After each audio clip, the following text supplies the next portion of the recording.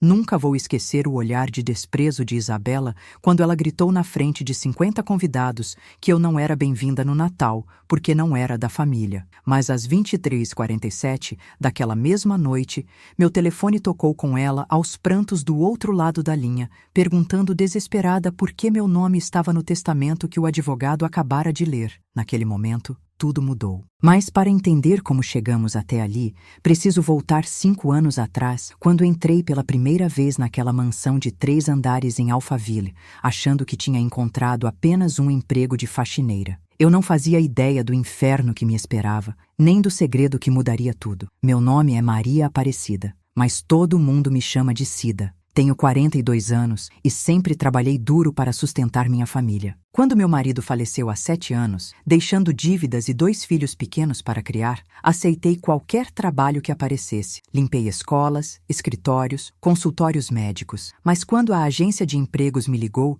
dizendo que tinha uma vaga fixa numa mansão, com carteira assinada e salário acima da média, pensei que minha sorte finalmente tinha virado. A casa era do senhor Marcelo Augusto Vilela, um empresário do ramo imobiliário que tinha feito fortuna construindo condomínios de luxo. Viúvo há 10 anos, ele morava sozinho com a filha única, Isabela, de 28 anos na época. Lembro do meu primeiro dia como se fosse ontem. Cheguei às 7 da manhã, com meu uniforme impecável e o coração acelerado de nervosismo. A mansão era tudo o que eu imaginava, e mais um pouco. Mármore nas escadas, lustres de cristal, quadros que pareciam de museu. A dona Lúcia, a governanta que estava de saída para se aposentar, me mostrou tudo. Eram 5 suítes, uma sala de estar do tamanho da minha casa inteira, uma sala de jantar com mesa para 20 pessoas, piscina, sauna, academia e um jardim que parecia de revista. O senhor Marcelo é um homem muito educado, ela me disse enquanto abria as cortinas da biblioteca. Mas a Isabela, bem, você vai ver por si mesma. Eu deveria ter prestado mais atenção no tom de voz dela quando disse aquilo. Conheci o senhor Marcelo ainda naquela manhã. Ele desceu para o café com um terno impecável, embora fossem apenas 8 horas. Era um homem alto, de cabelos grisalhos bem cortados, óculos de armação elegante e um sorriso gentil. Seja bem-vinda, Dona Maria, ele disse, estendendo a mão para mim de forma respeitosa. Espero que se sinta em casa aqui. Qualquer coisa que precisar, pode me procurar. A dona Lúcia deixou tudo anotado sobre a rotina da casa, mas se tiver dúvidas, estou sempre por perto. Aquele gesto simples de me cumprimentar com um aperto de mão me fez sentir valorizada. Não era todo patrão que tratava funcionário assim. Isabela apareceu quase ao meio-dia. Ouvi o barulho do carro esportivo vermelho chegando antes de vê-la. O som estridente da música eletrônica inundou a garagem enquanto ela estacionava de qualquer jeito, quase raspando no pilar. Quando entrou pela porta da cozinha, onde eu estava lavando a louça do almoço do senhor Marcelo, mal olhou na minha direção. Era bonita, isso não dava para negar. Cabelos loiros escovados, unhas feitas, roupa de marca estampada no corpo magro, bolsa que custava provavelmente mais do que meu salário de 3 meses. Passou direto por mim como se eu fosse parte da decoração, deixando uma trilha de perfume caro e indiferença. "Pai!" gritou, já subindo a escada. "Preciso de mais dinheiro." O limite do cartão não passou. Nas primeiras semanas tentei ser invisível. Fazia meu trabalho em silêncio, sempre com um sorriso educado, me esforçando para deixar tudo impecável. O senhor Marcelo sempre agradecia, perguntava se eu tinha almoçado, se estava tudo bem comigo. Era um homem atencioso, ainda que um pouco distante, sempre mergulhado em planilhas e reuniões. Isabela, por outro lado, simplesmente me ignorava. Ou melhor, me ignorava até o dia em que eu cometi meu primeiro erro aos olhos dela. Foi numa manhã de terça-feira. Eu estava arrumando a sala de estar quando encontrei uma blusa cara jogada no sofá. Pensei que tinha caído ou sido esquecida, então peguei para levar até o quarto dela. Subi a escada com cuidado, a blusa dobrada nos braços e bati na porta do quarto dela. "Pode entrar", ela disse com voz entediada. Abri a porta e dei de cara com Isabela sentada na cama, mexendo no celular, cercada por sacolas de compras ainda fechadas. "Com licença, senhorita Isabela. Achei esta blusa na sala e vim devolver." Falei com educação. Ela levantou os olhos do celular pela primeira vez e me encarou como se tivesse visto algo asqueroso. "Você tocou nas minhas coisas?" perguntou com um tom de voz que me fez gelar. Eu só estava organizando a sala e tentei explicar. "Não me interessa. Nunca toque nas minhas coisas sem permissão." Você não tem ideia de quanto isso custa. Se estragar, você não consegue pagar, nem vendendo esse seu uniforme velho. Senti meu rosto esquentar de vergonha. Coloquei a blusa em cima da cama e saí dali o mais rápido que pude. No corredor, encostei na parede e respirei fundo, tentando segurar as lágrimas. Era só um trabalho, eu repetia para mim mesma. Só um trabalho para pagar as contas, para dar comida aos meus filhos. Mas aquele foi apenas o primeiro de muitos momentos em que Isabela me fez sentir menor que nada. Os meses foram passando e um padrão começou a se formar. Toda vez que Isabela estava em casa, o clima mudava. Ela deixava coisas jogadas propositalmente, como se estivesse testando minha paciência. Toalhas molhadas no chão do banheiro, roupas espalhadas pela suíte, copos de bebida marcando os móveis de madeira. Quando eu limpava, ela reclamava que tinha mexido nas coisas dela. Quando eu não limpava, ela reclamava para o pai que a casa estava um lixo. Era uma situação sem saída. O senhor Marcelo tentava ser mediador, mas percebi que ele tinha dificuldade de impor limites na filha. Isabela, seja mais educada com a Dona Maria. Eu ouvia ele dizer algumas vezes. Ah, pai, para de ser dramático. Ela é paga para isso. Era sempre a resposta dela. A primeira grande humilhação aconteceu numa sexta-feira de dezembro. O senhor Marcelo tinha resolvido dar um jantar de negócios para alguns investidores importantes. Contrataram uma equipe extra para ajudar, mas eu fiquei responsável por coordenar o serviço e garantir que tudo saísse perfeito. Passei o dia inteiro preparando a casa, arrumando a mesa, verificando cada detalhe. Quando os convidados começaram a chegar, me posicionei na cozinha para ajudar os garçons. Isabela apareceu no meio do jantar, vindo direto da balada ainda de maquiagem pesada e saltão alto. Estava claramente alterada, a voz alta demais, os gestos exagerados. Eu estava levando uma travessa de entrada para a sala de jantar quando ela apareceu no meu caminho, cambaleando levemente. Deixa eu ver isso, disse tentando pegar a travessa da minha mão. Senhorita Isabela, por favor, estou levando para os convidados. Falei baixo, tentando não causar cena. Eu disse para deixar eu ver. Ela insistiu, puxando a travessa com força. O inevitável aconteceu. A travessa escorregou e caiu no chão, estilhaçando-se em 1000 pedaços e espalhando comida pelo piso de mármore. O barulho ecoou pela casa inteira. Todos os convidados olharam na nossa direção. Senti meu coração afundar no peito. Isabela olhou para mim com um sorriso malicioso e disse, alto o suficiente para todos ouvirem. Meu Deus, você é desastrada mesmo. Pai viu? Eu falei que precisávamos contratar gente mais qualificada. Fiquei ali parada, cercada por cacos de cerâmica e comida, com 20 pares de olhos me julgando. O senhor Marcelo levantou da mesa com o rosto vermelho, claramente constrangido. Isabela, vá para o seu quarto agora, ele disse com voz firme. Foi ela que deixou cair, pai. Eu só estava tentando ajudar. Ela respondeu com falsa inocência. Mas ele não estava comprando a história. Para o quarto, já. Ela bufou e saiu cambaleando. Mas antes de subir a escada, olhou para trás e disse só para mim ouvir. Você não vale nem o salário que meu pai paga. Ajoelhei no chão e comecei a juntar os cacos com as mãos tremendo,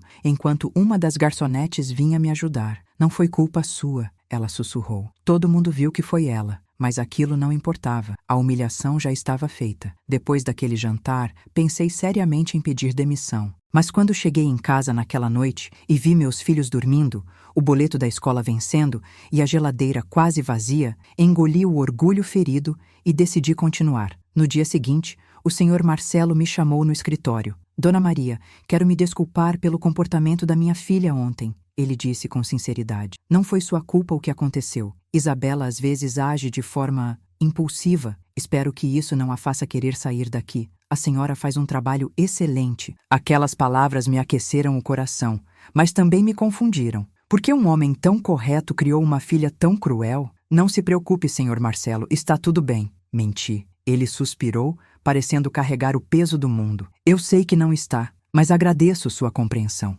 Então ele fez algo inesperado. Abriu a gaveta e tirou um envelope. Um bônus pelo inconveniente. E por favor, se a Isabela ultrapassar algum limite de novo, venha me contar diretamente. Saí daquele escritório com um envelope nas mãos e lágrimas nos olhos. Não era sobre o dinheiro, era sobre ser vista, ser valorizada. O senhor Marcelo podia ser distante às vezes, mas ele me tratava com dignidade. Se ao menos sua filha tivesse aprendido um pouco disso com ele. Mas eu estava prestes a descobrir que Isabela era muito pior do que eu imaginava e que aquela casa escondia segredos que mudariam minha vida para sempre. Se você já passou por uma situação parecida no trabalho, onde alguém te humilhou sem motivo, deixe seu like neste vídeo, porque você precisa ver o que aconteceu quando essa menina mimada descobriu quem eu realmente era. Se inscreva no canal porque todo dia eu trago histórias de pessoas que não abaixaram a cabeça. E me conta nos comentários, você já trabalhou para alguém que te tratou como se você não valesse nada? Como você lidou com isso? Sua história pode ajudar outras pessoas que estão passando por isso agora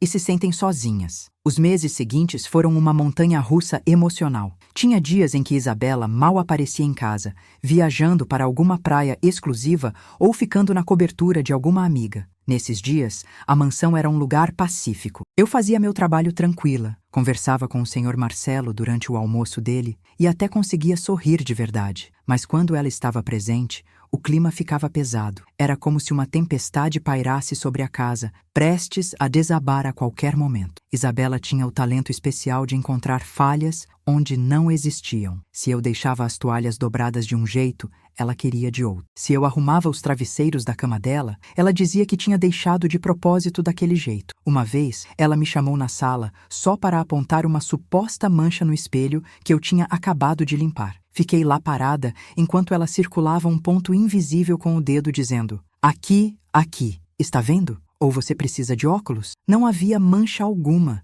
Era só mais uma forma de me diminuir. Eu limpei de novo, passou um pano pelo lugar que ela indicou, sabendo que não faria diferença, porque não havia nada ali. Melhor, ela disse com um sorriso falso, voltando para o celular. Mas o que mais me machucava não eram as reclamações sobre o trabalho. Era a forma como ela falava de mim quando achava que eu não estava ouvindo. Certa vez, estava limpando o corredor do segundo andar quando ouvi vozes vindo da suíte dela. Ela estava no viva voz com amigas. Não posso sair agora. Estou esperando meu pai chegar, ela dizia. Ele está muito chato ultimamente. Só fala em responsabilidade, em eu fazer algo útil da vida. Como se eu precisasse trabalhar. Por que eu trabalharia quando posso só viver? Para acabar como a empregada lá de casa? Coitada, deve ter uns 40 e tantos anos e ainda esfrega chão. Imagina o fracasso que foi a vida dela para terminar assim. As risadas das amigas ecoaram pelo celular. Senti como se tivessem enfiado uma faca no meu peito. Ali estava eu, orgulhosa do meu trabalho,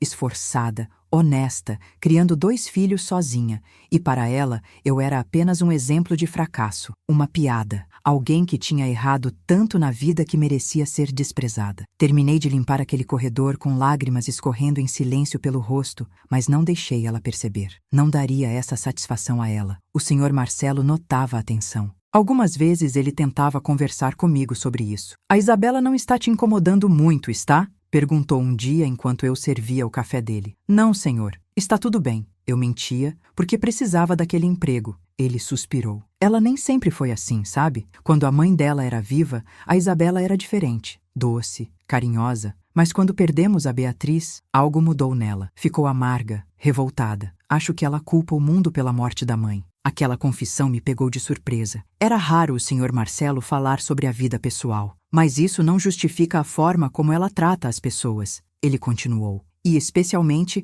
não justifica como ela trata você. Eu vejo, sabe? Não sou cego. E lamento muito." Aquelas palavras me tocaram fundo. Mostrou que ele se importava, mesmo que não conseguisse controlar completamente o comportamento da filha. "Ela vai aprender", ele disse, mais para si mesmo do que para mim. "Cedo ou tarde, a vida vai ensinar a ela o valor das coisas, o valor das pessoas." Eu não sabia naquela época, mas aquelas palavras eram proféticas. A vida estava assim prestes a ensinar uma grande lição a Isabela, e eu seria parte fundamental disso. O ponto de virada começou a se formar numa tarde de terça. Eu estava limpando o escritório do Sr. Marcelo, como fazia todas as terças. Ele estava viajando a negócios e tinha me dado permissão para organizar os papéis que acumulavam sobre a mesa. Era um trabalho delicado porque ele era muito meticuloso com seus documentos. Eu tinha aprendido a organizar tudo exatamente como ele gostava. Contratos à esquerda, correspondências pessoais à direita, contas no centro. Foi quando encontrei um envelope grosso, lacrado, com o logo de um escritório de advocacia no canto superior. O nome, Dr. Alberto Mendes, advogado especialista em direito de família e sucessões, estava impresso em letras douradas. Não era da minha conta, mas o envelope estava aberto. Um papel tinha escapado e caído no chão. Quando abaixei para pegar,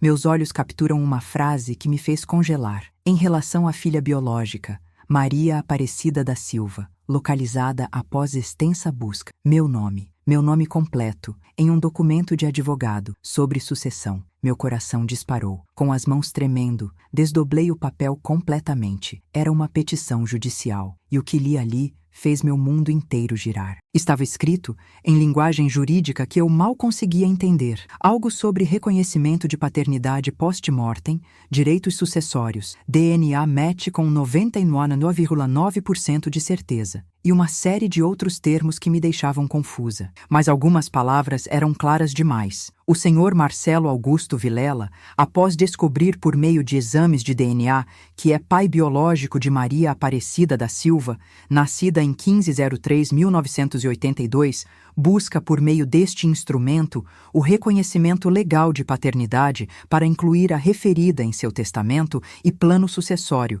visto que a mesma foi resultado de um relacionamento anterior não documentado com a senhora já falecida. Não consegui continuar lendo. Minha visão ficou embaçada. Meu peito apertou tanto que achei que ia desmaiar. O papel caiu das minhas mãos de novo. Aquilo não podia ser real. Não podia. O senhor Marcelo, meu pai? Impossível. Tinha que ser um erro, uma confusão de nomes, algo. Mas meu nome estava ali. Minha data de nascimento. Tudo batendo. Sentei na cadeira do escritório dele porque minhas pernas não me sustentavam mais. Memórias começaram a invadir minha mente. Minha mãe, que falecera quando eu tinha 18 anos, sempre foi muito reservada sobre meu pai. Ele não pôde ficar, era tudo que ela dizia. Mas você tem que saber que foi amada. Eu cresci sem pai, sem entender direito o que tinha acontecido, imaginando mil histórias. Nunca, nem nos meus sonhos mais loucos, imaginei algo assim. Fiquei ali sentada por quanto tempo? Não sei dizer. Podia ter sido 5 minutos ou 1 hora. Minha mente não conseguia processar. Se aquilo fosse verdade, se o senhor Marcelo realmente fosse meu pai, então Isabela era minha meia-irmã. A mesma Isabela que me tratava como lixo, que me humilhava, que ria da minha vida. Nós éramos irmãs. O som da porta da frente abrindo me tirou do transe. Alguém tinha chegado. Rapidamente, coloquei o papel de volta no envelope, arrumei tudo na mesa e saí do escritório, meu coração batendo tão forte que achei que fosse sair pela boca. Desci as escadas tentando parecer normal, mas por dentro estava um caos total. Era Isabela quem tinha chegado. Ela me olhou com aquele desdém de sempre quando nos cruzamos no hall. "Você limpou meu banheiro hoje?" perguntou sem nenhum oi. "Ainda não, senhorita. Estava terminando o escritório do seu pai", respondi com a voz trêmula. "Então vá logo fazer isso. Eu vou tomar banho daqui a pouco e quero tudo perfeito." Ela passou por mim subindo a escada, sem imaginar que eu tinha acabado de descobrir que éramos ligadas por sangue. Fui até o banheiro dela no piloto automático. Peguei os produtos de limpeza, coloquei as luvas, comecei a esfregar as superfícies, mas minha mente estava a 1000 quilômetros dali. Cada vez que olhava no espelho enquanto limpava, procurava semelhanças entre nós. Tinha algo nos olhos? No formato do rosto? Como eu nunca tinha notado. Mas então de novo, porque eu notaria? Eu era só a faxineira. Ninguém procura semelhanças com a faxineira. A ironia da situação era quase cômica. Quase. Porque não tinha nada de engraçado em descobrir que sua meia-irmã passava os dias te humilhando, sem saber que vocês dividiam o mesmo pai. Terminei de limpar o banheiro numa névoa mental. Desci para a cozinha e me sentei no banquinho que ficava no canto, onde eu sempre fazia minha pausa. Precisava pensar, precisava decidir o que fazer com aquela informação. Falar com o senhor Marcelo? Mas e se ele não quisesse que eu soubesse ainda? O documento estava lacrado, era confidencial. Eu tinha violado a privacidade dele sem querer. E mais importante, e se aquilo mudasse tudo? Eu queria que mudasse? Uma parte de mim, a parte ferida e humilhada, queria gritar para Isabela: "Eu sou sua irmã, você está me tratando assim e nós somos da mesma família." Mas outra parte, a parte assustada e insegura, queria apenas esquecer que tinha visto aquilo e continuar com minha vida simples, sem complicações. Estava tão perdida nos meus pensamentos que não ouvi Isabela descer. "Você não terminou ainda?" A voz dela me fez pular do banquinho. "Desculpa, senhorita Isabela, Você só estava vagabundeando no horário de trabalho." Ela cortou. sabe quanto meu pai te paga por hora? Cada minuto que você fica aí sentada é dinheiro dele indo pelo ralo. Respirei fundo. Normalmente, eu apenas abaixava a cabeça e voltava ao trabalho. Mas hoje, com tudo que acabara de descobrir, algo diferente brotou dentro de mim. Uma raiva, uma indignação. Olhei para ela, realmente olhei, e pela primeira vez tive coragem de responder. Eu faço meu trabalho bem feito, senhorita. Uma pausa de 5 minutos não muda isso. O rosto dela mudou de expressão. Surpresa no início, depois raiva. Ela não estava acostumada comigo retrucando. Desculpa, ela disse devagar, ameaçadora. Você está me respondendo? Meu coração acelerou. Eu tinha atravessado uma linha. Eu só disse que faço meu trabalho direito. Tentei manter a voz firme. Seu trabalho direito? Ela riu com desdém. Seu trabalho é fazer o que eu mando, quando eu mando. E agora eu estou mandando você sair dessa cozinha e voltar a trabalhar. A não ser que você prefira que eu fale com meu pai sobre sua atitude. A ameaça pairou no ar. Eu sabia que ela faria isso. E sabia que, mesmo o Sr. Marcelo sendo justo, uma reclamação dela podia complicar as coisas. Engoli o orgulho de novo, aquele gosto amargo já tão familiar. Sim, senhorita, murmurei, pegando o balde e saindo dali. Mas aquilo foi o começo de algo que não tinha volta. Algo tinha mudado em mim naquele dia. Agora, toda vez que Isabela me humilhava, eu não via apenas uma patroa mimada. Eu via minha meia-irmã. Alguém que dividia o mesmo sangue que eu, mas que tinha tido todos os privilégios enquanto eu lutava para sobreviver. A injustiça disso me corroía por dentro. E quanto mais eu pensava, mais perguntas surgiam. O Sr. Marcelo sabia quem eu era quando me contratou? Ou tinha descoberto depois? O que ele planejava fazer com essa informação? E mais importante, Isabela sabia de algo? As semanas que se seguiram foram tortuosas. Eu continuava fazendo meu trabalho. Mas agora cada interação com o Sr. Marcelo era carregada de significado oculto. Eu analisava cada palavra dele, cada olhar, procurando sinais de que ele sabia que eu sabia. Mas ele continuava o mesmo, educado, distante, gentil. Algumas vezes, surpreendia ele, me observando com uma expressão estranha, quase melancólica, e eu me perguntava se ele estava vendo nele algo da minha mãe. Outras vezes, ele parecia querer dizer algo, mas se continha. Uma vez, durante o almoço dele, ele começou. Dona Maria, tem algo que eu gostaria de... Mas foi interrompido por uma ligação urgente e o momento passou. Isabela, por outro lado, piorou. Como se pressentisse que algo tinha mudado, ela intensificou as humilhações. Começou a fazer festas pequenas em casa, convidando amigas e amigos, e sempre fazia questão de me chamar na frente deles. Maria, traga mais gelo. Maria, limpe isso aqui.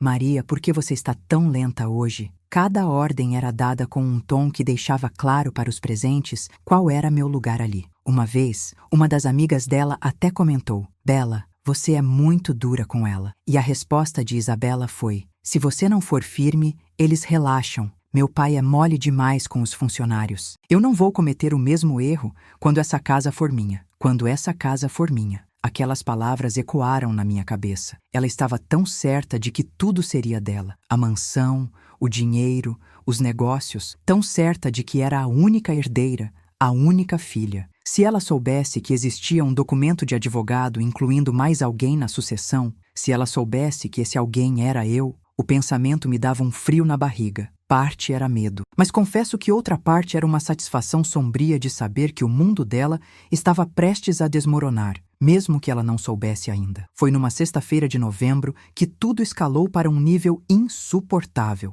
O Sr. Marcelo estava viajando de novo, dessa vez para o exterior, numa viagem de negócios de 2 semanas. Isabela aproveitou a ausência dele para dar uma festa grande. Não era apenas um encontro de amigos. Era uma festa de verdade, com DJ, bartender, mesa de frios, decoração. A casa ficou cheia de gente que eu nunca tinha visto. Jovens ricos, todos vestidos com roupas de marca, bebendo champanhe como se fosse água. Eu tinha recebido ordens de ficar disponível durante a festa inteira para garantir que tudo funcionasse perfeitamente, nas palavras de Isabela. Isso significava que enquanto eles se divertiam, eu corria de um lado para o outro, limpando copos, recolhendo lixo, repondo coisas. Era quase meia-noite quando aconteceu. Eu estava na cozinha tentando dar conta de lavar a pilha enorme de louças quando Isabela entrou com 3 amigas, todas rindo alto, claramente alteradas pelo álcool. Olha, meninas, essa é a Maria, ela anunciou, como se eu fosse uma atração do zoológico.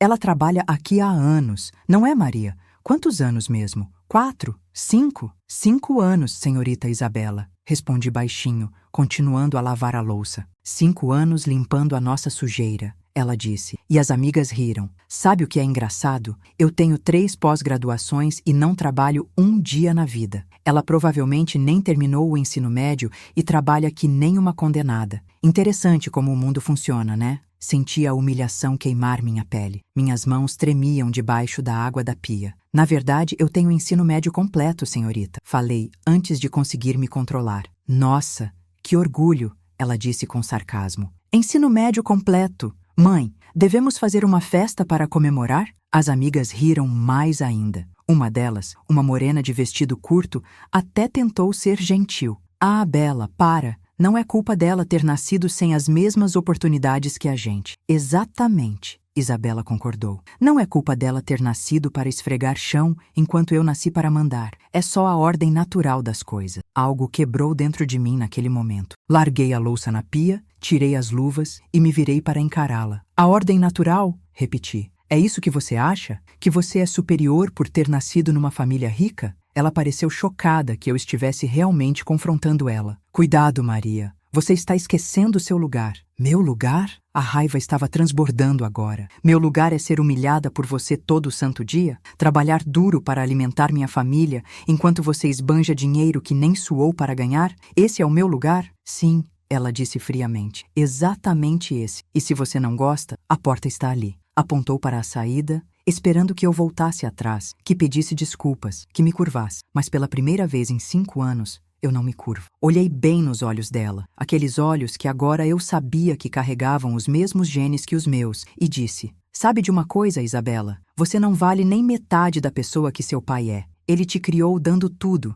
e você virou isso, uma pessoa vazia, cruel, que só sabe diminuir os outros para se sentir grande. E um dia, mais cedo ou mais tarde, a vida vai te ensinar uma lição que seu pai não conseguiu. O silêncio na cozinha era ensurdecedor. As amigas dela pararam de rir. Isabela estava vermelha de raiva. Você está despedida. Ela cuspiu as palavras. Pega suas coisas e sai da minha casa agora. Essa casa não é sua, respondi. E só quando as palavras saíram, percebi o quanto elas eram carregadas de significado. Significado que ela não compreendia, mas que eu sim. Como é que é? Ela perguntou perigosamente. Essa casa é do seu pai, corrigi rapidamente. E quem decide se eu fico ou saio é ele. Meu pai não está aqui. Ela sorriu maldosamente. E quando ele voltar, vou contar tudo. Cada palavra desrespeitosa que você disse. E aí sim, você vai sair daqui, sem referência, sem nada. Boa sorte achando outro emprego depois que eu contar para todas as minhas amigas como você é. Ela se virou para sair, mas parou na porta e acrescentou.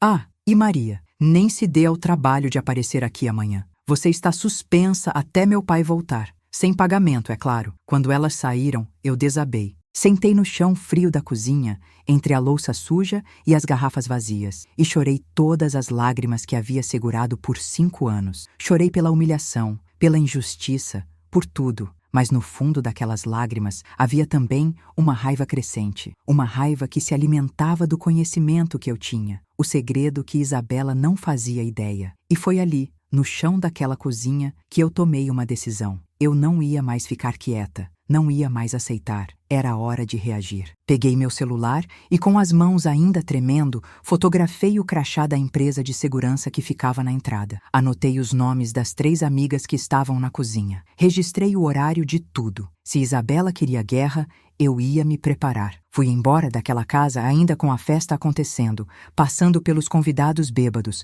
pela música alta, pelo desperdício de comida e bebida. E enquanto caminhava para o ponto de ônibus às 2 da manhã, com o uniforme sujo e os olhos inchados, eu sabia que algo tinha mudado irreversivelmente. Eu não era mais apenas a faxineira que abaixava a cabeça. Eu era a filha não reconhecida. E estava na hora da verdade vir à tona. As 2 semanas que se seguiram foram as mais difíceis da minha vida. Suspensa do trabalho, sem salário, com as contas se acumulando. Liguei para o Sr. Marcelo algumas vezes, mas ele não atendia. Estava em reuniões importantes no exterior. Deixei mensagens, mas sem entrar em detalhes, só pedindo para conversarmos quando ele voltasse. Isabela não respondeu mais nenhuma das minhas tentativas de contato. Ela tinha decidido que eu estava morta para ela e, aparentemente, instruiu o pessoal da segurança a não me deixar entrar na propriedade. Usei aquele tempo para pensar, para planejar. Procurei um advogado popular, o doutor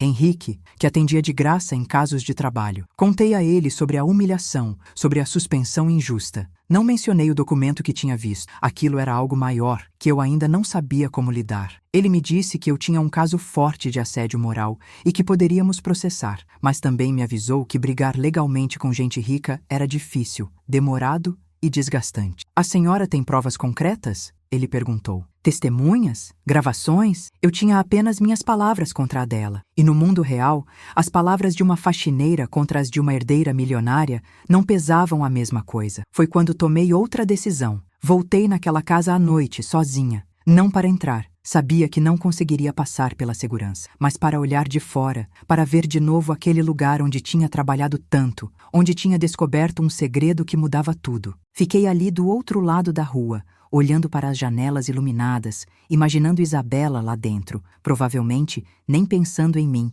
enquanto eu estava aqui fora planejando o próximo movimento. A ironia me atingiu com força. Ela me expulsou da casa, que tecnicamente também era minha por direito. Porque se aquele documento era real, se o Sr. Marcelo tinha mesmo me incluído em seu testamento, então uma parte daquela propriedade me pertencia, não por trabalho, mas por sangue. O Sr. Marcelo voltou de viagem numa quinta-feira. Ele me ligou assim que soube do que tinha acontecido. Dona Maria, acabei de chegar, e a Isabela me contou uma versão dos eventos que francamente não consigo acreditar. Por favor, venha aqui amanhã de manhã para conversarmos, e pode ter certeza de que essa suspensão foi injusta e você será compensada. A voz dele soava cansada, decepcionada. Quando desliguei, fiquei um tempo segurando o telefone, me preparando mentalmente. Amanhã, eu voltaria àquela casa, e dessa vez, não seria apenas como a faxineira. Era hora de confrontar os dois, pai e filha, com a verdade que só eu conhecia. Não dormi quase nada aquela noite. Passei horas ensaiando o que diria, como diria. Será que devia começar pela suspensão injusta ou ir direto ao ponto e revelar o documento? E se ele ficasse bravo porque eu tinha visto algo confidencial? E se Isabela estivesse presente na conversa? Minha mente girava sem parar. Quando o sol finalmente nasceu, me arrumei com cuidado. Coloquei minha melhor roupa. Não o uniforme, mas um vestido simples e digno que guardava para ocasiões importantes. Prendi o cabelo, me olhei no espelho e mal reconheci a mulher que olhava de volta. Não era mais a faxineira acuada. Era Maria Aparecida, filha, mãe, trabalhadora e agora descobridora de uma verdade que mudaria tudo. Cheguei na mansão às 9 em ponto. A segurança me deixou passar depois de confirmar com o Sr. Marcelo. Caminhei por aquele jardim imenso que tinha cuidado tantas vezes, subi aqueles degraus de mármore que tinha limpado semanalmente e toquei a campainha como uma visitante, não como uma funcionária. Ele mesmo abriu a porta. Dona Maria, entre por favor, disse, e vi genuína preocupação no rosto dele. Entramos no escritório, o mesmo onde eu tinha encontrado o documento fatídico. Ele me ofereceu uma cadeira de frente para a mesa dele, não a cadeirinha do canto onde os funcionários geralmente sentavam. Pequenos gestos, mas significativos. Primeiro quero me desculpar. Ele começou antes mesmo que eu falasse. A Isabela não tinha autoridade para suspendê-la, e o que ela fez foi completamente inapropriado. Ela me contou que você foi desrespeitosa, mas conheço minha filha. Sei que ela tem problemas de temperamento. Por favor, me conte sua versão dos fatos. E ali, sentada naquele escritório, com o envelope do advogado provavelmente ainda em alguma gaveta ali perto, eu contei tudo. Cada humilhação dos últimos 5 anos, cada comentário cruel, a festa, a cozinha, as amigas, tudo. Ele ouvia em silêncio e vi seu rosto ficar cada vez mais sombrio. Quando terminei, ele passou a mão pelo rosto, parecendo repentinamente muito mais velho. Eu sabia que ela podia ser difícil, ele disse baixinho, mas não imaginava que tivesse chegado a esse ponto.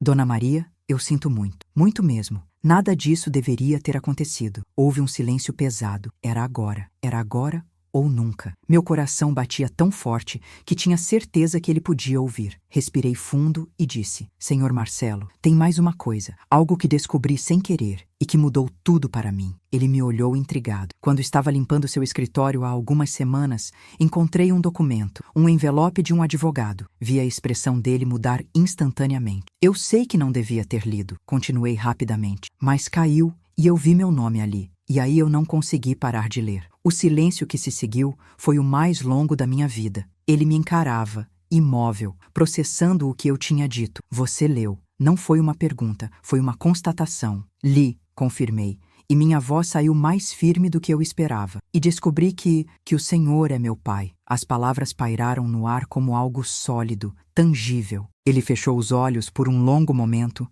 e quando os abriu novamente, estavam marejados. Eu ia te contar, ele disse com a voz embargada. Estava planejando o momento certo, a forma certa. Não era para ser assim. Como foi que aconteceu? Perguntei. O senhor já sabia quem eu era quando me contratou? Ele balançou a cabeça. Não, sua mãe, Luciana. Nós tivemos um romance há muito tempo, antes de eu casar com a Beatriz. Foi intenso, mas breve. Ela engravidou e desapareceu. Nunca me contou. Anos depois, tentei procurá-la, mas não consegui. Presumi que ela tivesse seguido em frente, casado, tido uma vida. Nunca soube que tinha deixado uma filha para trás. Ele levantou e foi até a janela. Há 2 anos, quando dei entrada no plano de fazer meu testamento definitivo, meu advogado sugeriu que fizéssemos uma busca familiar completa, algo sobre garantir que não havia herdeiros desconhecidos que poderiam contestar o testamento depois. E foi aí que seu nome apareceu. Um teste de DNA feito através de bancos de dados públicos. 99,9% de compatibilidade. Você era minha filha. E quando descobriu isso, o senhor sabia que eu era sua funcionária? Perguntei, atordoada.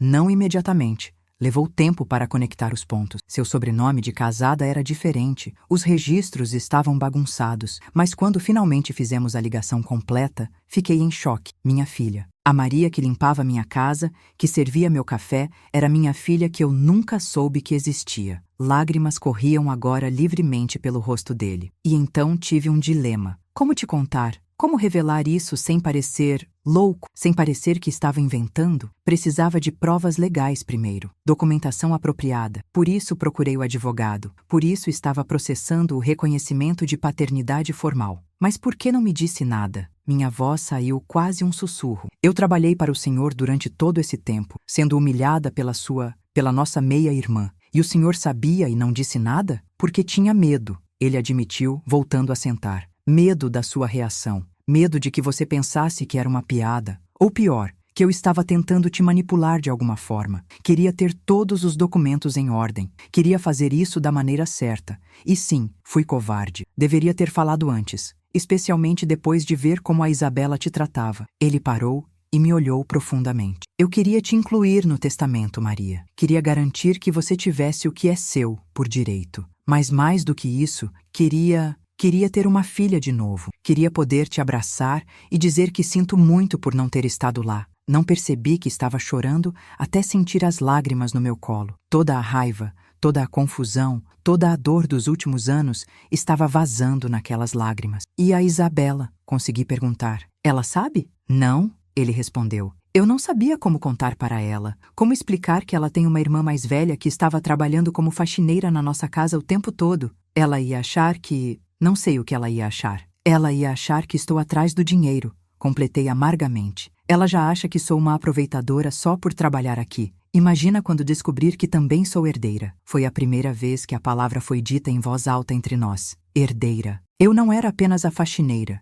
Eu era a filha, a herdeira. O peso dessa realidade caiu sobre mim. O que acontece agora? Perguntei. Ele suspirou pesadamente. Agora fazemos isso do jeito certo. Vou finalizar os papéis do reconhecimento de paternidade. Vamos fazer isso publicamente, legalmente. E vamos contar para a Isabela juntos. Ela vai me odiar mais ainda, falei. Provavelmente, ele concordou tristemente. Mas é a verdade, e ela vai ter que lidar com isso. Assim como vai ter que lidar com as consequências de como te tratou todos esses anos, sem saber que você era sua irmã. Ficamos em silêncio por um momento, cada um processando a enormidade da situação. Dona Maria, Maria, ele corrigiu. Eu sei que não posso apagar os anos que não estive presente. Não posso compensar por tudo que você passou, mas gostaria de tentar, se você me der essa chance. Olhei para aquele homem, meu pai biológico, e vi sinceridade genuína no olhar dele. Ele não era perfeito. Tinha falhado comigo de várias formas, mas pelo menos estava tentando consertar. Eu preciso de tempo, falei honestamente, para processar tudo isso. É muita coisa. Claro, ele disse, todo o tempo que precisar.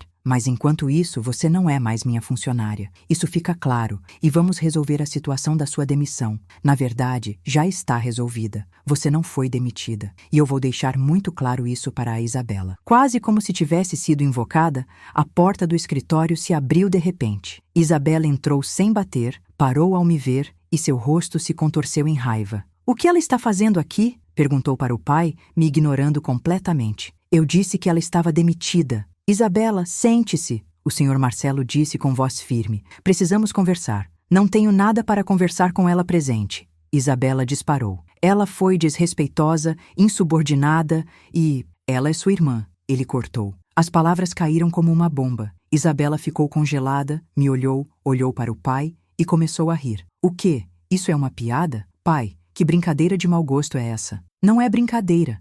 Ele disse calmamente. Maria é minha filha biológica, sua meia-irmã, e ela tem todo o direito de estar aqui, nesta casa, porque esta também é a casa dela. Observei o rosto de Isabela passar por vários estágios de emoção, choque, descrença, raiva, horror. Você está delirando, ela finalmente disse. Isso é ridículo. Ela está obviamente te manipulando. Não pode ser tão ingênuo a ponto de cair numa história dessas. Eu tenho os testes de DNA. Ele respondeu. Tenho a documentação legal. Tenho advogados trabalhando no reconhecimento de paternidade há meses. Isso é real, Isabela. Quer você acredite ou não. Isabela olhou para mim com um ódio tão intenso que quase dei um passo para trás. Você, ela cuspiu. Você planejou isso. Você entrou aqui e fingiu ser humilde e trabalhadora e estava o tempo todo atrás do nosso dinheiro. Isabela...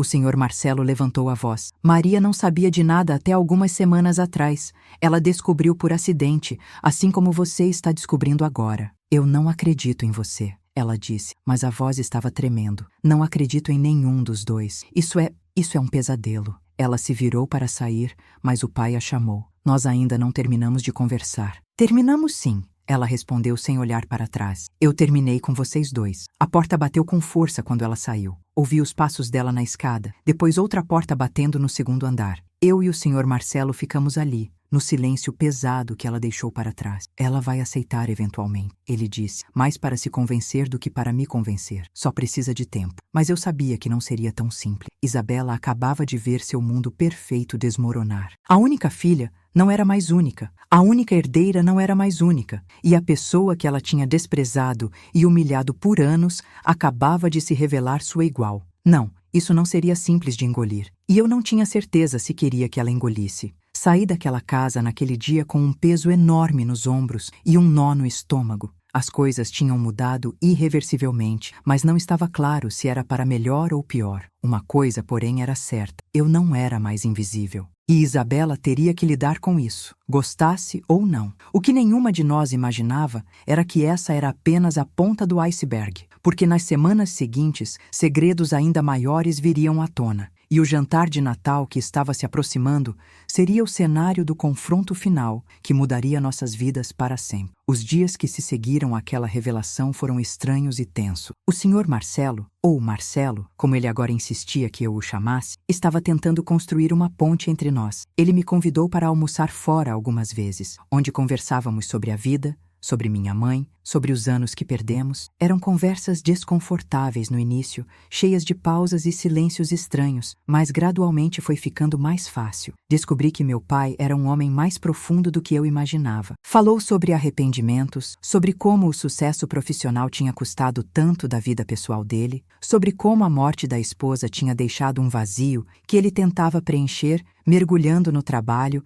e sendo permissivo demais com Isabela. Quanto a Isabela, ela me evitava completamente. Algumas vezes eu ia até a mansão, agora como visitante, não como funcionária, e cruzava com ela. Ela simplesmente virava o rosto e passava como se eu fosse invisível. Outras vezes, quando eu chegava, ela saía batendo a porta. O clima estava impossível e Marcelo ficava cada vez mais frustrado com a recusa dela em aceitar a situação. Ela vai ter que superar isso, ele dizia. Não vou permitir que ela continue agindo como uma criança mimada. Mas eu sabia que para Isabela, aquilo era mais do que birra. Era uma ameaça existencial à identidade dela, ao lugar dela no mundo. O advogado, Dr. Alberto Mendes, acelerou o processo de reconhecimento de paternidade. Em menos de um mês, tínhamos a documentação completa e legal. Oficialmente, no papel, eu era Maria Aparecida Vilela, filha reconhecida de Marcelo Augusto Vilela. Ver meu nome com aquele sobrenome no documento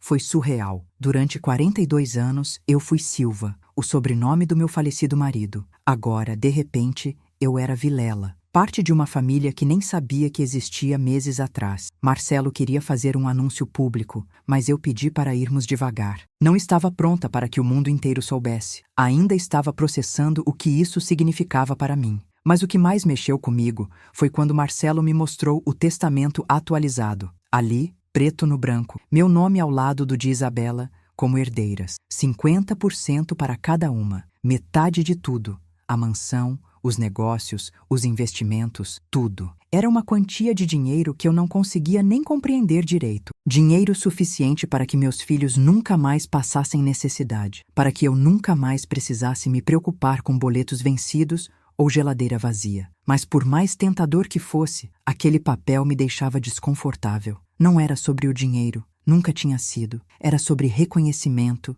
sobre pertencimento, sobre finalmente ter um pai. O dinheiro era apenas uma consequência. Você não precisa se sentir culpada por isso, Marcelo disse quando viu minha cara ao ler o testamento. É seu por direito. Você é minha filha tanto quanto Isabela é. Mas ela não vai ver assim, respondi. Para ela, eu estou roubando metade da herança dela. Não é roubo quando é legítimo, ele insistiu. E Isabela precisa aprender que o mundo não gira em torno dos desejos dela. Isso pode até ser bom para ela, no longo prazo. Eu não tinha tanta certeza disso. Na verdade, estava começando a ficar preocupada com o que Isabela poderia fazer quando descobrisse sobre o testamento. Porque até agora, ela sabia que eu era a meia-irmã, mas não sabia ainda sobre as implicações financeiras disso. E então veio o convite para o Natal. Marcelo estava determinado a fazer uma celebração em família, com as duas filhas. Precisa ser assim, Maria, ele insistiu quando eu hesitei. Não posso ter um Natal com apenas uma de vocês. Vocês são minhas duas filhas, e se a Isabela não consegue aceitar você ainda, então essa é a oportunidade perfeita para começar a quebrar esse gelo. Eu tinha dúvidas enormes, mas concordei. Meus filhos estavam curiosos para conhecer o avô que tinham acabado de descobrir que existia, e eu achei que seria um bom momento para apresentá-los. Mas alguns dias antes do Natal, Marcelo me ligou tarde da noite. Maria, aconteceu algo, ele disse, e percebi pela voz que era sério. Isabela descobriu sobre o testamento. Meu estômago afundou. Como? Ela invadiu meu escritório, vasculhou os arquivos. Acho que estava procurando algo para usar contra você, para provar que era tudo uma farsa, mas acabou encontrando o testamento. Houve uma pausa pesada. Ela está fora de si. Ameaçou contestar tudo legalmente. Disse que vou me arrepender, que você vai se arrepender. Maria, estou começando a ficar preocupado com o que ela pode fazer. O que você acha que ela é capaz? Perguntei, sentindo um frio percorrer minha espinha. Não sei, ele admitiu, mas conheço minha filha quando está desesperada. E ela está definitivamente desesperada agora. Foi então que ele me contou o resto. Isabela tinha ligado para vários advogados, tentando encontrar alguma brecha legal para contestar o reconhecimento de paternidade ou o testamento. Tinha feito escândalo com a família estendida, contando a história deles de forma distorcida, fazendo parecer que eu era uma oportunista que tinha enganado o pai dela. Estava tentando construir um caso, uma narrativa, onde ela era a vítima e eu era a vilã. Mas tem mais, Marcelo continuou, e eu quase não queria ouvir. Ela mandou investigar você, contratou um detetive particular para vasculhar sua vida toda, procurando alguma coisa que possa usar. Estou te avisando porque você merece saber que sua privacidade foi invadida. Desliguei aquele telefone sentindo uma mistura de raiva e medo. Isabela estava indo longe demais, mas uma parte de mim entendia o desespero dela. Imagine descobrir que metade da sua herança, metade da sua segurança financeira futura ia para alguém que você desprezava, alguém que você tinha humilhado por anos, sem saber que era sua irmã. O karma da situação não escapava de mim. Cada humilhação que ela tinha me causado agora voltava amplificada, porque ela tinha que engolir o fato de que ia dividir tudo com ela. Não por pena ou caridade, mas por direito. No dia antes do Natal, recebi uma mensagem de um número desconhecido. Quando abri, quase deixei o celular cair. Era uma foto minha saindo do advogado,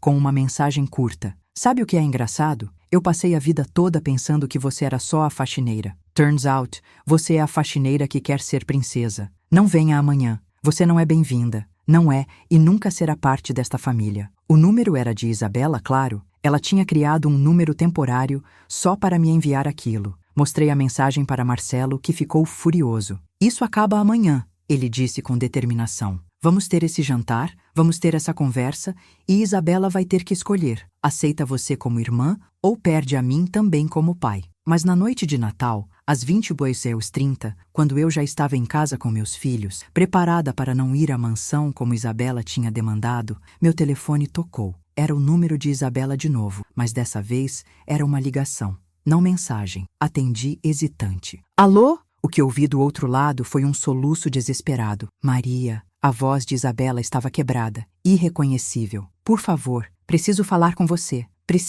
O advogado do meu pai acabou de ligar. Tem outro documento, um que muda tudo. Ela estava chorando de uma forma que nunca tinha ouvido antes. O que nosso pai fez? O que ele fez com você? Por que seu nome está em tudo? Meu coração acelerou. Outro documento? Isabela, do que você está falando? Vem aqui, ela implorou, e era realmente uma súplica. Por favor, eu sei que te tratei mal, eu sei que fui horrível, mas preciso entender, Ele deixou uma carta explicando tudo, e eu não estou entendendo. Não pode ser verdade. Diz que você deveria ter sido a primeira, que se ele tivesse sabido, Maria, por favor, vem aqui. Ela estava tendo um colapso do outro lado da linha. Meu pai está em reunião. O advogado acabou de trazer tudo hoje, véspera de Natal, porque era o prazo legal final. E eu li tudo e eu não sei o que fazer. Eu não sei. Olhei para o relógio. 22h30 da noite de Natal. Meus filhos estavam assistindo o filme, esperando a ceia, mas algo na voz de Isabela me dizia que isso não podia esperar. Eu vou,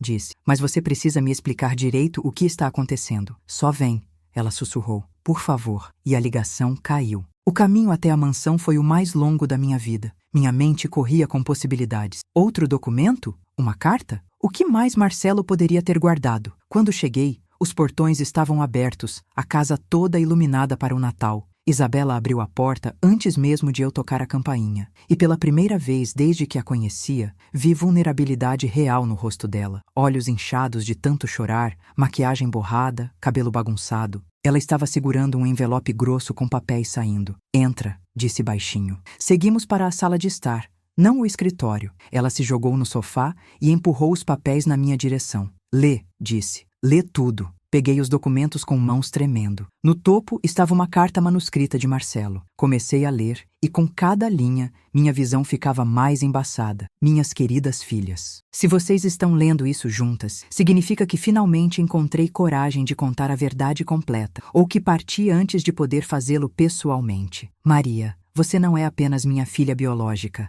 Você é minha primogênita. Você deveria ter crescido como minha herdeira desde sempre. Mas por covardia, por medo do julgamento social, por fraqueza, abandonei sua mãe quando ela engravidou. Ofereci dinheiro para ela resolver o problema. Ela se recusou, manteve você e desapareceu da minha vida. Casei-me com Beatriz meses depois e Isabela nasceu um ano mais tarde. Durante anos, convenci-me de que tinha feito a escolha certa, mas estava errado. A carta continuava, detalhando décadas de arrependimento, de culpa que o tinha consumido, de como ele tinha tentado encontrar minha mãe várias vezes sem sucesso. Ele explicava que quando finalmente me localizou e descobriu que eu estava limpando sua casa, o choque foi tão grande que ele precisou de meses para processar como proceder. A carta falava sobre como ele via características da minha mãe em mim, sobre como foi doloroso assistir Isabela me humilhar sem poder revelar a verdade. E então vinha a parte que fez meu mundo girar. Por isso,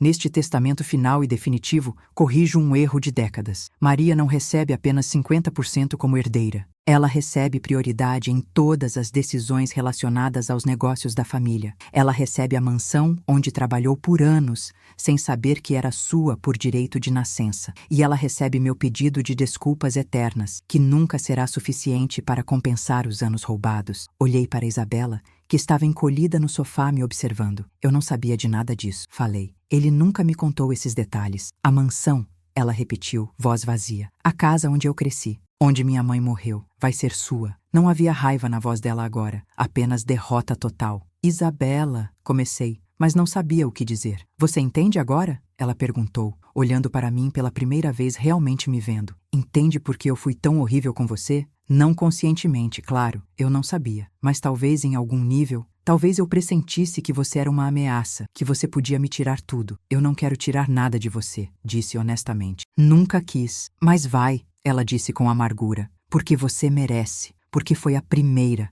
porque nosso pai te deve isso, e eu passei 5 anos te humilhando, 5 anos tratando minha própria irmã como lixo. As lágrimas voltaram a rolar pelo rosto dela. Como eu volto atrás disso? Como eu peço desculpas por algo assim? Sentei ao lado dela no sofá, mantendo uma distância respeitosa, mas próxima o suficiente para conversar. Você começa parando, disse suavemente. Você para de me ver como uma ameaça e começa a me ver como alguém que também perdeu muito tempo. Eu perdi um pai, você está perdendo um pedaço da herança. Mas nenhuma de nós precisa perder uma irmã. Ela riu sem humor. Você é melhor pessoa do que eu, disse. Se fosse o contrário, se eu tivesse te humilhado por anos e você descobrisse que tinha poder sobre mim, você me destruiria. Você acha isso mesmo? Perguntei. Acha que eu quero vingança? Não queria? Ela rebateu me encarando. Toda vez que eu te humilhei, toda vez que te diminuí, você não fantasiou em um dia me colocar no meu lugar? Fiquei em silêncio por um momento, sendo honesta comigo mesma. Sim, admiti. Algumas vezes quis te mostrar que eu valia tanto quanto você, que eu não merecia aquele tratamento. Mas agora que eu posso realmente fazer isso, descubro que não é o que eu quero.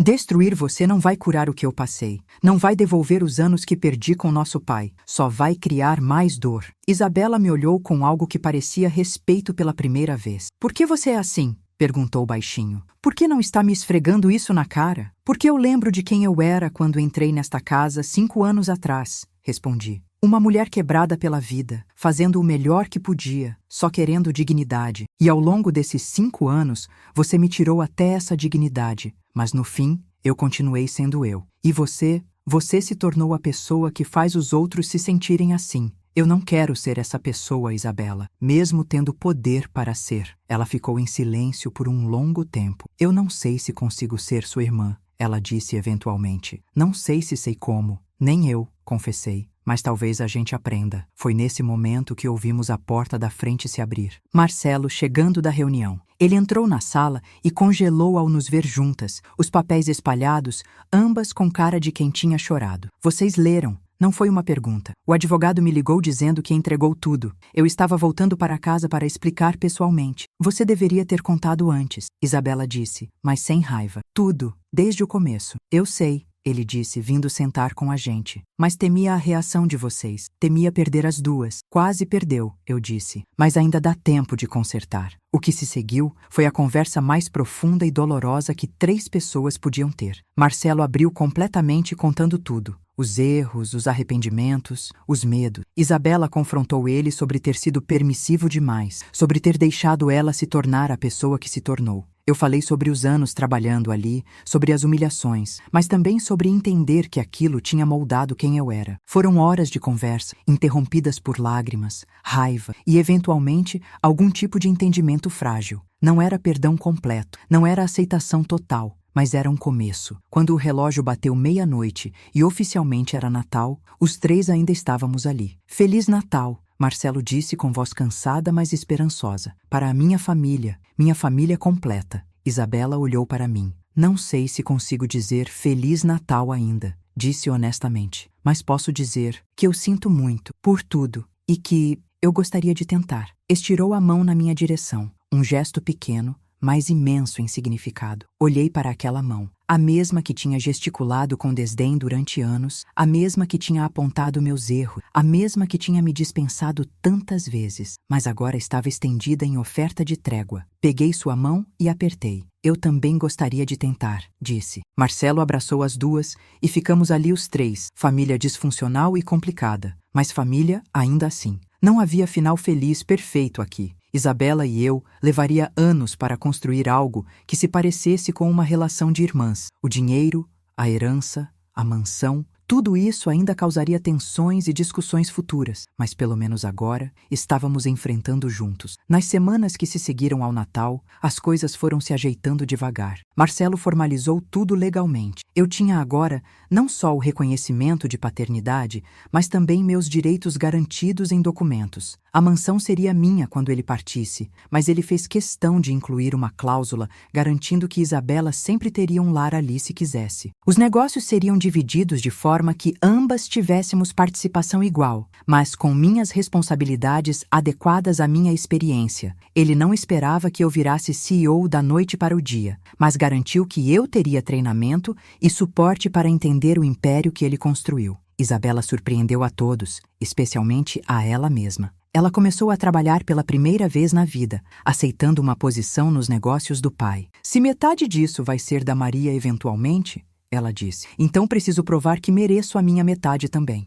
Não foi fácil. Houve recaídas, momentos em que o ressentimento dela borbulhava à superfície. Uma vez, numa discussão sobre decisões de negócios, ela soltou. Claro, agora a ex-faxineira é quem manda. Eu poderia ter revidado, jogado na cara dela tudo que ela tinha me feito, mas em vez disso, respirei fundo e disse, eu não mando em nada. E se você parar de me ver como ex-faxineira e começar a me ver como sua sócia e sua irmã, talvez a gente consiga fazer isso funcionar. Ela olhou para mim surpresa, e então algo nela cedeu. Você está certa, admitiu. Desculpa, é difícil. Com o tempo, Isabela foi revelando camadas que eu não sabia que existiam. Descobri que ela tinha abandonado a faculdade de psicologia porque o pai queria que ela fizesse administração. Que ela pintava, mas nunca mostrava para ninguém, porque a mãe tinha dito uma vez que arte não era para pessoas sérias. Que ela tinha se afastado de várias amigas ao longo dos anos porque elas a confrontavam sobre seu comportamento. E era mais fácil afastar as pessoas do que mudar.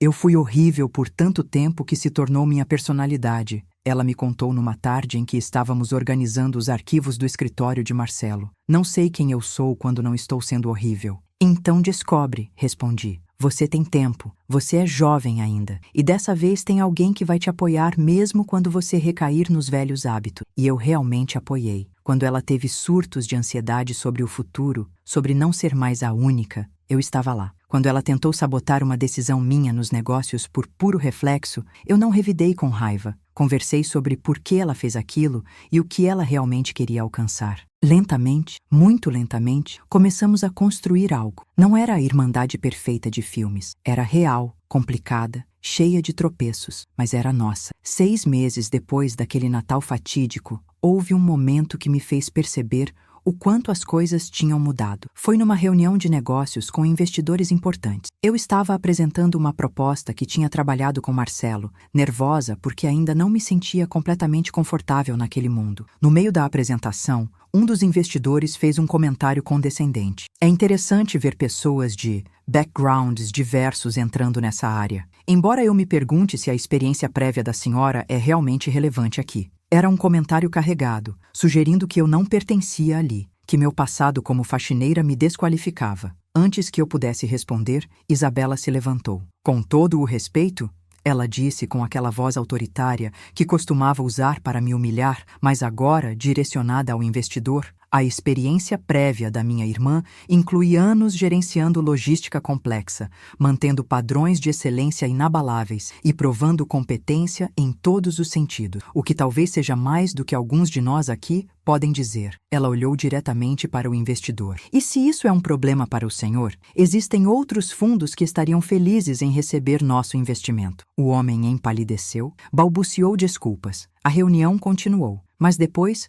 quando estávamos sozinhas, olhei para Isabela com gratidão. Você não precisava fazer aquilo, disse. Precisava sim, ela respondeu. Ninguém diminui minha irmã. Isso é meu trabalho. Ela sorriu. Um sorriso genuíno, meio torto, mas real, e pela primeira vez, sorri de volta sem reservas. Marcelo nos observava com aquele olhar que pais têm quando veem os filhos finalmente se dando bem. Vocês não fazem ideia de como me deixam feliz, ele disse numa noite em que jantávamos os três juntos, algo que tinha virado tradição semanal. Ver vocês construindo isso juntas é mais do que eu merecia. Você está certo, Isabela disse, mas com tom de brincadeira. Você não merecia duas filhas incríveis, mas aqui estamos nós mesmo assim. Ele riu e eu ri junto. Eram esses pequenos momentos que construíam nossa família esquisita. A verdade é que a vida não me deu um final de conto de fadas. Eu não acordei princesa de repente. O dinheiro e o reconhecimento não apagaram os anos de humilhação.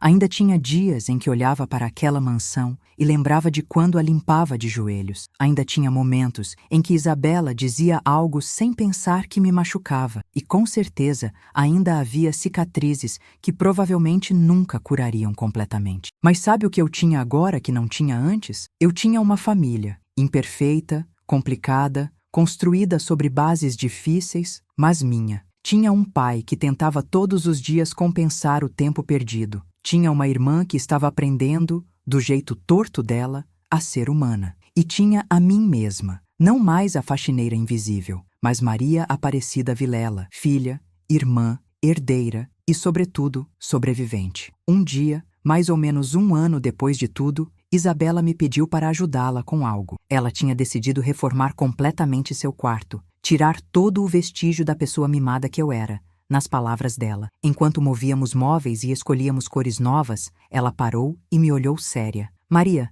posso te perguntar uma coisa? Claro, respondi, curiosa com o tom. Por que você me perdoou? A pergunta me pegou desprevenida. Você realmente me perdoou? Ela insistiu. Porque eu não sei se eu perdoaria. Não sei se eu conseguiria olhar para alguém que me humilhou como eu te humilhei e construir uma relação. Como você faz isso? Sentei no chão no meio da bagunça e pensei realmente sobre a resposta. Eu não sei se é perdão completo, admiti. Algumas coisas você disse, algumas coisas que você fez, elas ainda doem quando eu lembro. E provavelmente sempre vão doer. Mas eu escolho não deixar essa dor definir quem sou, ou definir quem nós somos juntas. Porque guardar raiva, buscar vingança, isso não me cura, só me mantém presa no passado. Mas eu merecia vingança, ela disse baixinho. Merecia que você me humilhasse de volta. Talvez, concordei. Mas que bem isso faria? Ia fazer você aprender alguma coisa ou só ia fazer você me odiar mais? Ia me fazer sentir melhor ou só ia me transformar no tipo de pessoa que você era? Isabela ficou em silêncio por um tempo. Eu quero ser melhor,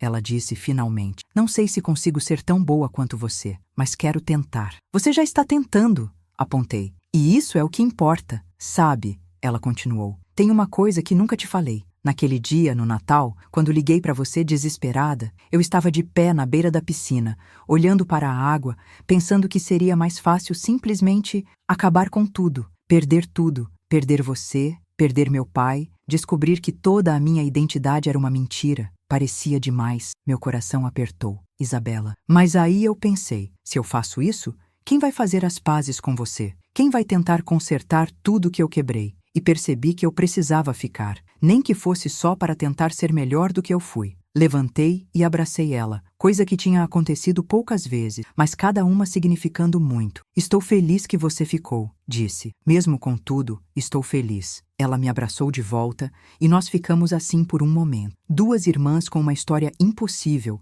tentando construir algo novo das ruínas. Quando nos separamos, ela limpou as lágrimas e sorriu. Agora me ajuda a escolher entre azul claro ou cinza para a parede? Porque claramente eu não posso confiar no meu próprio gosto depois de ter escolhido ser horrível por tanto tempo. Rimos e continuamos a reforma, conversando sobre cores e cortinas, mas construindo, na verdade, algo muito mais importante. Uma relação que nenhuma de nós imaginou que existiria. Hoje, quando olho para trás, é surreal pensar em como tudo mudou. Daquela faxineira humilhada para a herdeira reconhecida, de invisível para vista, de ignorada para valorizada. Mas a transformação mais importante não foi de status ou dinheiro, foi interna. Aprendi que dignidade não vem de quanto você ganha ou qual seu sobrenome. Vem de como você se porta, mesmo quando todos te tratam como se você não valesse nada. Aprendi que família não é só sangue, é escolha. É o esforço diário de construir pontes, mesmo quando seria mais fácil erguer muros. E aprendi que vingança,